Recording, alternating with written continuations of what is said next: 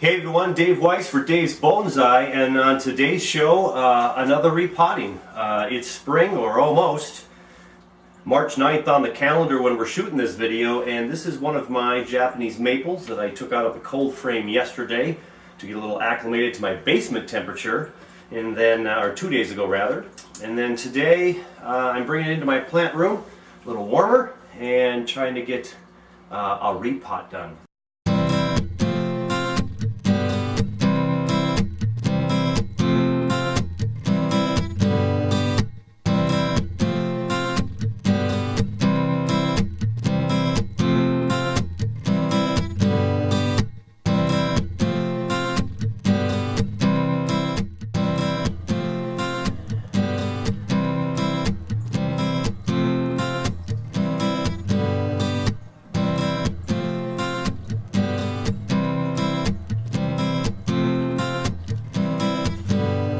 Really excited about seeing this tree out of its pot and in its raw form with roots, because the nabari of this tree, the nabari being that exposed root section, and how we see the tree from the ground to the trunk, that has a nice taper at the bottom, a nice nabari.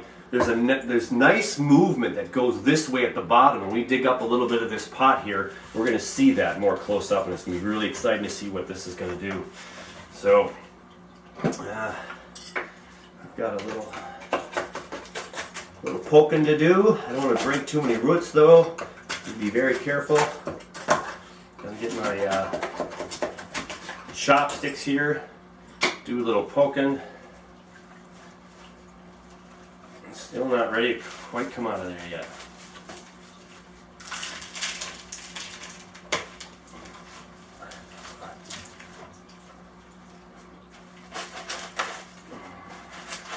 This pot has been around for a while on this tree. Again, I got this from a Minnesota Bonsai auction for about 15, 18 bucks. And this pot is not going to be reused again, I don't think.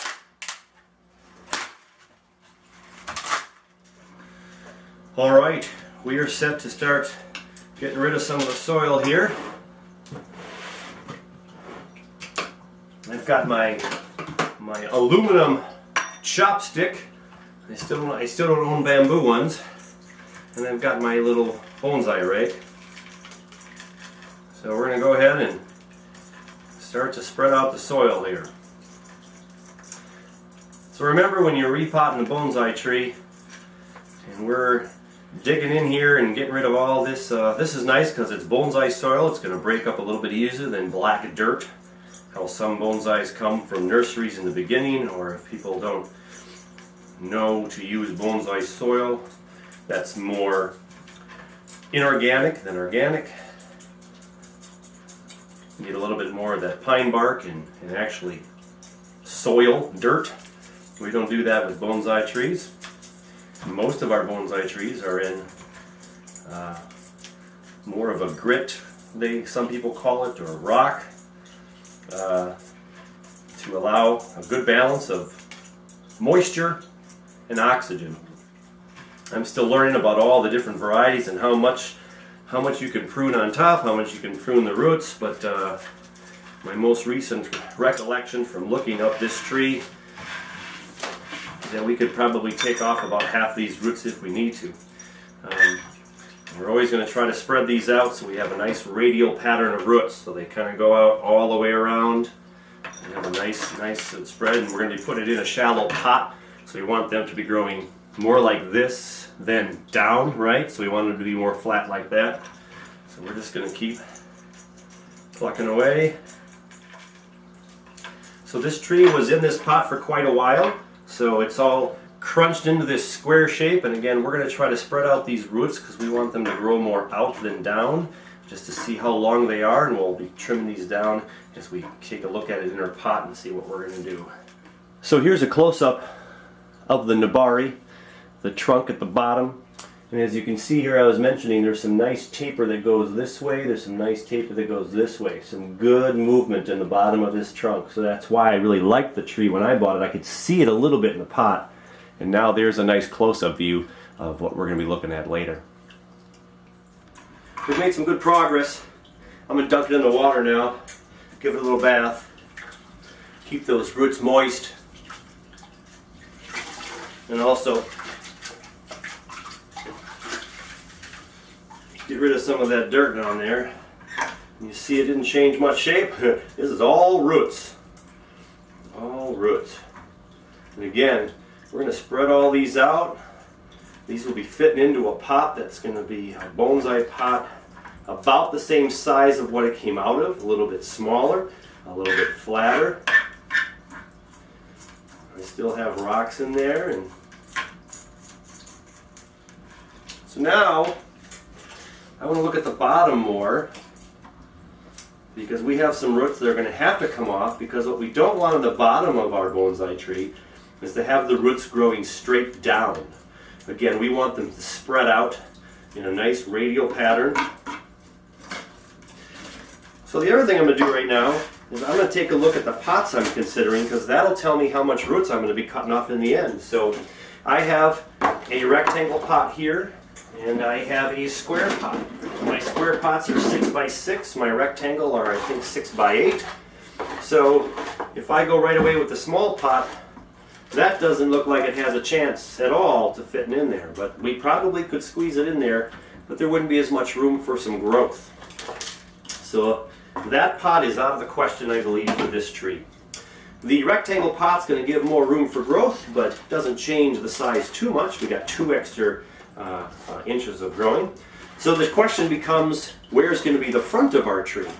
Which I will change the angle of the camera later to give you a better idea of the front. But remember, we're going to look at the nabari. We're going to look at this pattern out here. We don't want a lot of trunks pointing right to your eye. So this would point right to the eye, this would point right to the eye. So we are going to be either this direction or this direction for the front. Now, there is one flare right here that kind of comes to the front, but it kind of looks like it goes at an angle. We might be able to have that a little sideways, where this is more of a drop-off type look. And I like the more taper that this has slowly, so I might be investigating this as my front. So as I look to cut some roots, again, I don't want roots to grow straight down. I want to be able to spread some of these roots out into that pot. I won't have a ton of space to spread some of these roots out, so we might have to cut a few a little bit shorter. So I pretty much got the tree down to where I want it, and as you can see, still pretty thick on this side compared to this side. Nice and airy, some big roots, medium roots, and fine roots. They're spreading out. This one here is a little long. I can cut that one back. And again, we've combed these out, and see when they stretched out, they get a little longer in some spots. Right here, this can go this way a little bit when we bury this. There's a big thick spot right here though. Back's a little bit weak right here, and this part's right here. So if we want good strong radial roots around the whole tree, it might be wise for me to trim some of these roots over on this side, so it starts to try to balance out the base. Nice and flat, and it already sits flat right now. I'll show you one more time in the pot where we're at. This is if it goes sideways. I want the trunk of the tree to be more like this. So I've got a little bit more trimming on that big root in the back that's holding it from me to be able to do that. But we're going to be somewhere at about that angle right there. So kind of a bird's eye look of the final product here. If you can see this little light coloration there, I did cut that root that was creating some of that tangledness and not spread out good ramification of the roots. So when we spread out all these roots the way we kind of want them, they are going to work inside the pot pretty good. So you can see kind of all the way around. So here we have the pot, we have the tree, we're ready to go. This is just one of my plastic training pots, not going to be a show pot. This tree needs a lot of work, a lot of development. We're not even close to the refinement stage. We're just going to get this thing going in here. I'm going to put a little bit of soil in there. I use the Minnesota Bonsai mix that I bought last year, which is going to be about 50% pumice and about 50% the lava rocks. Okay. I'm also going to tie this tree down. I'm going to recycle the wire that was used on this pot before to kind of keep this tree in place. This tree is going to be too heavy for this pot right now to keep it from tipping over, I think. So we're going to go ahead and we're going to put a little wiring through there so we can make sure that it stays in place. So the nice thing about these pots is they have wire holes as well as the drain holes.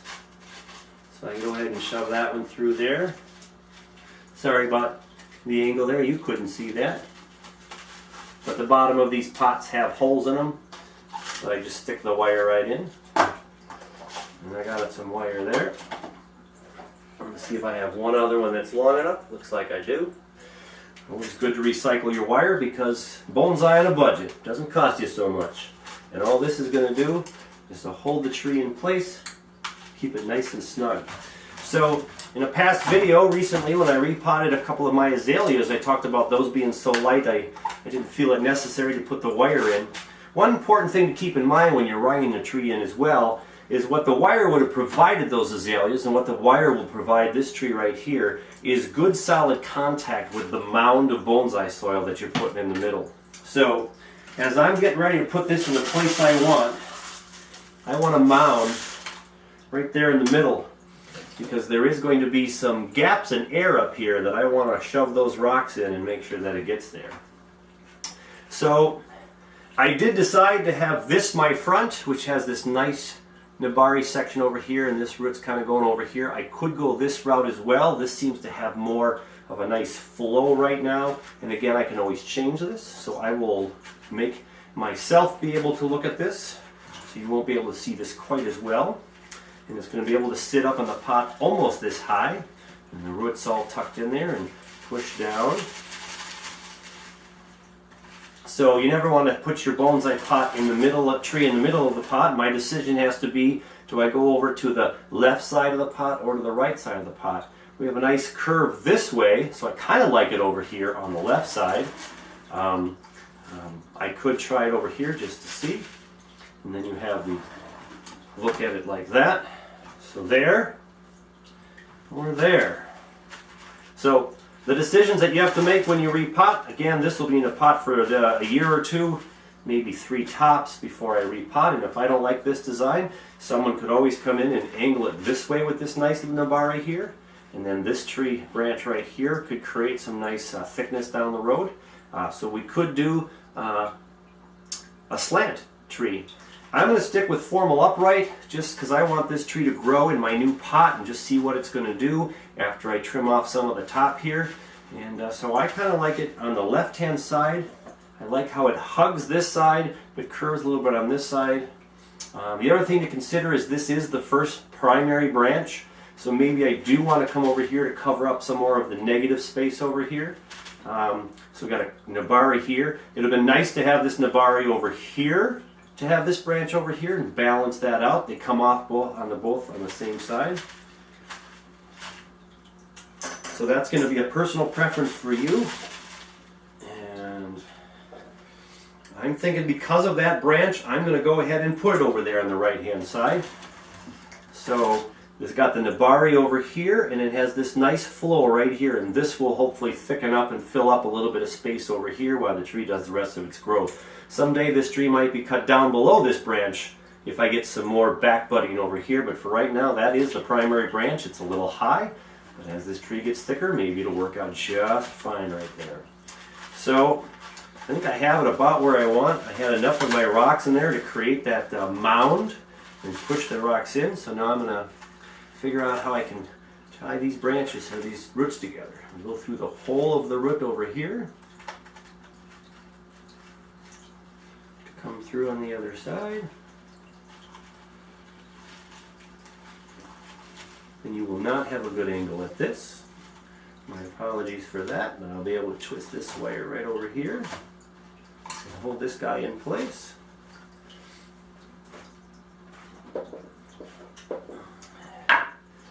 So I can take my pliers and give it a couple of good cranks.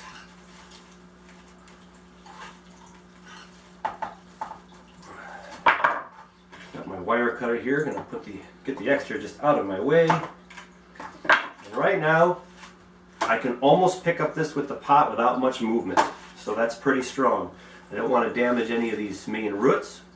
I might have to put a little bit of rubber between the wire and the bottom root here so I don't cause any damage. And that'll be under the soil just a little bit. So I have leftover inner tube tire. That's all I need. A little bit of inner tube tire to put underneath the root, or underneath the wire, so I don't create damage on the main root here. So I'm going to go ahead and put that in there before I make it any tighter. And I'll show you that with a close-up. So here we go. My inner tube right here with the wire underneath, or the wire's on top. The inner tube's going to go underneath to protect this root right here. I don't want this to cut into the root, so I'm going to put a little bit of inner tube there to protect that. I'll put it in place and tighten her up. There's my final location for the rubber tubing. I will now tighten it up. So after that final squeeze and bend down, my inner tube's in the front and I can pick the tree up. It doesn't even wobble that much. There's the inner tube right there, and it's dark in color. It'll be just under the surface of the rock. I can cut off the extra because it's not going to be in the way anymore. And so I will cut the rest extra pieces off. And that just protected the root from having any major damage, because that root could be above the surface someday.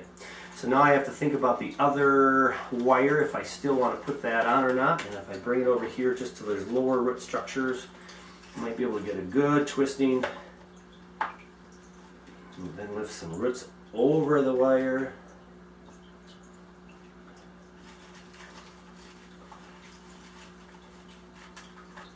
Over the wire. There we go.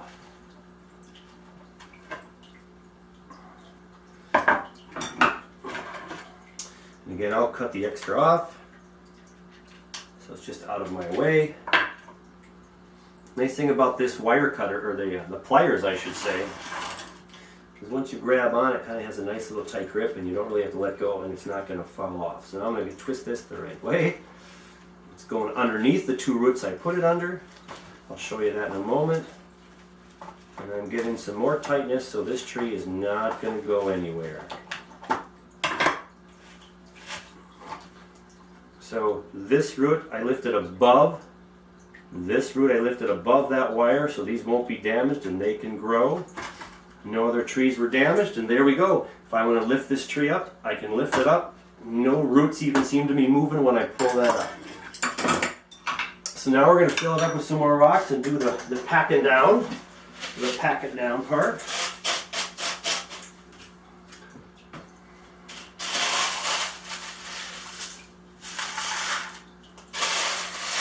So again, this is pumice and lava rock. And I have a kind of a homemade sifting system here. It's not the greatest. I need to get a sifter soon. It's one of my next purchases, to get all the fine particles out of here so we don't have any water clogging too soon in the life of this repot. But and then some of the big ones I probably will pick out of here by hand. Sometimes I find these big ones that are way more than 1/4 of an inch, and I can just put those back in. But for the most part, I've had a lot of good luck with this mixture just as is. And when I sift it in my pot here, it has just it lets the water go through and some of the fine particles, and all the fine particles kind of gather at the bottom of that container, and then the big ones stay on top, so I get mostly big rocks. So again, when we're repotting a bonsai tree, most people use bamboo. I'm going to acquire some bamboo in the coming months as well, but I have a aluminum chopstick, a nice blunt object that's not going to hurt the roots too much again, and we're packing down the rocks. We want to make sure we get the roots underneath the tree as well. We're kind of going inside and we're wobbling this back and forth to basically shove all the rocks to get rid of those air pockets. We don't want the air pockets. Very important in repotting. If you just threw the soil in here and walked away, there's too much air pockets in there, and that can create lack of growth. Again, one of the most important things in bonsai growing and bonsai health is that we want to make sure we balance oxygen and water. We're going to have balance with the oxygen and water, and then we are going to have good growth. And so we don't want big oxygen air pockets in there, and we don't want it to be too wet either. So that's why the coarser soil. And I'm going to be watering this now in my plant room until spring warms up enough to go outside and let this thing start to take off. So, we're going to get this thing all nice and tight. I'm going to use my hands also to just push down, get some of those rocks moving around down there. Again, I get a couple of big rocks that come to the surface. I can just pull those right out.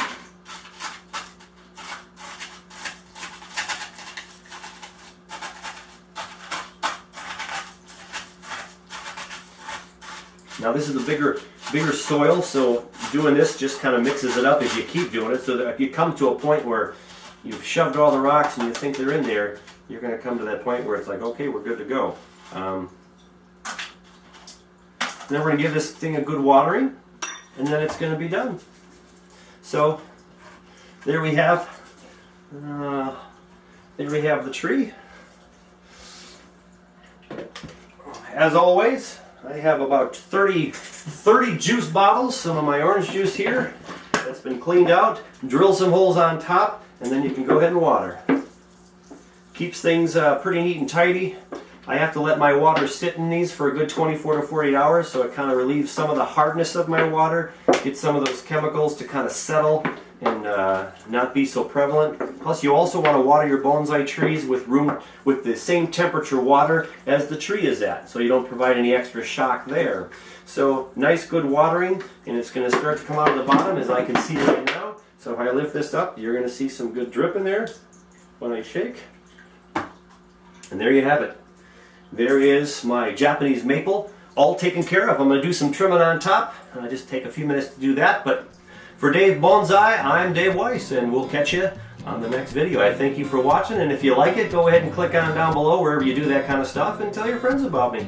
And we'll see you next time.